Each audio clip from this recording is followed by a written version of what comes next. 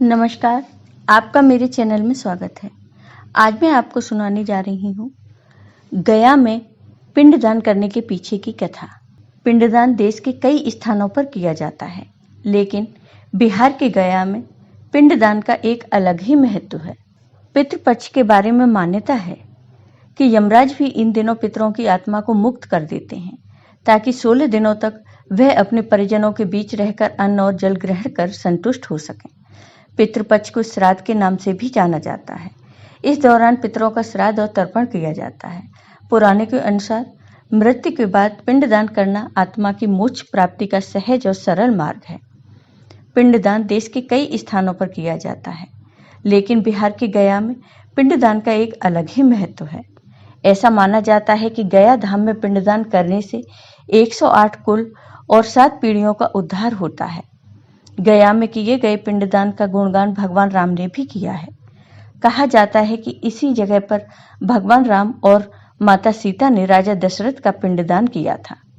गरुड़ पुराण के अनुसार यदि इस स्थान पर पिंडदान किया जाए तो पितरों को स्वर्ग मिलता है। स्वयं भगवान विष्णु यहाँ पितृ देवता के रूप में मौजूद हैं, इसलिए इसे पितृ तीर्थ भी कहा जाता है। गया में पिंडदान का विशेष महत्व है। हर साल यहाँ लाखों की संख्या में लोग अपने पूर्वजों का पिंडदान करने आते हैं।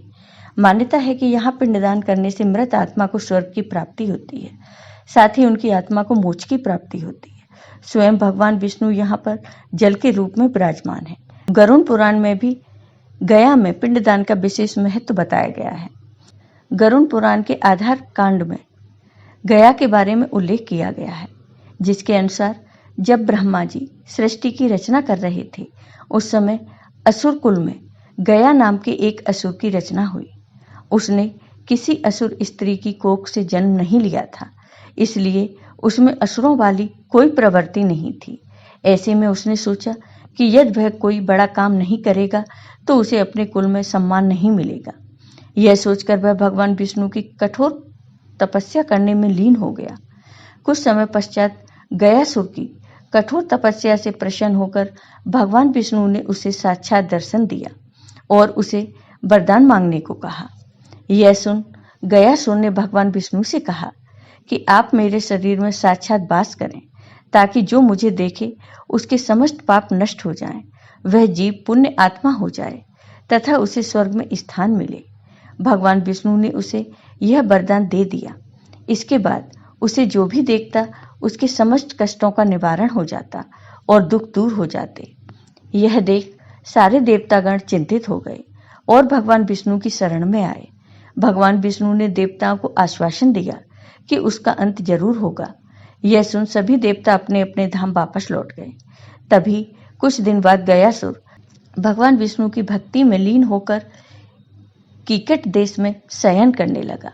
उसी समय वह भगवान विष्णु की गदा से मारा गया, परंतु मरने से पहले उसने भगवान विष्णु से एक वर मांगा कि मेरी इच्छा है कि आप सभी देवी देवताओं के साथ अप्रत्यक्ष रूप से इसी शिला पर विराजमान रहें और यह स्थान मृत्यु के बाद किए जाने वाले धार्मिक अनुष्ठानों के लिए तीर्थ स्थल बन जाए।